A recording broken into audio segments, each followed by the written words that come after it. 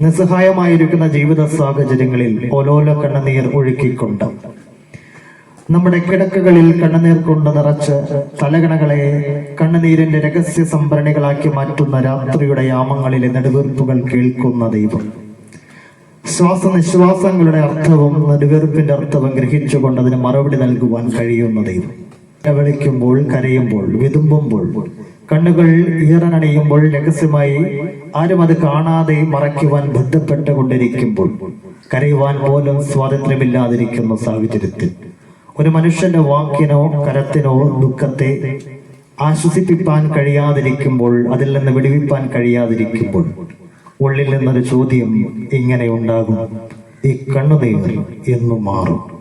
ഈ ദുഃഖം എന്നു തീരും? പക്ഷേ കണ്ണുനീരും ദുഃഖവും മാറുന്ന ഒരു സുദിനമുണ്ട്. അന്ന് അവരുടെ കണ്ണിൽ നിന്ന് അവൻ കണ്ണുനീർ തുടച്ചു കളയുന്ന ഒരു പൊൻപുലരിയുണ്ട്.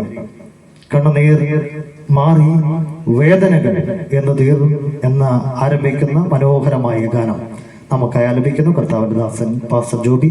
പ്രാർത്ഥനയോടെ ശ്രമിച്ചു. കണ്ണുനീർ മാറി മാറുമോ, നിന്നകൾ മാറി നല്ലതിനും കാണുമോ, നിന്നകൾ മാറി നല്ലതിനും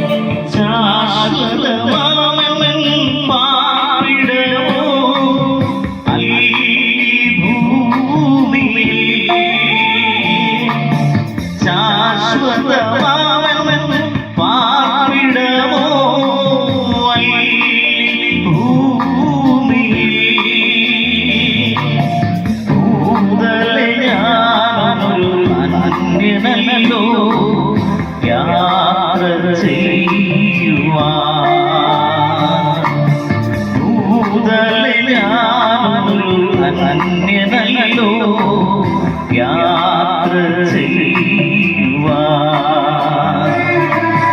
കണ്ണുനീർ മാറി വേദനകൾ മാറുമോ,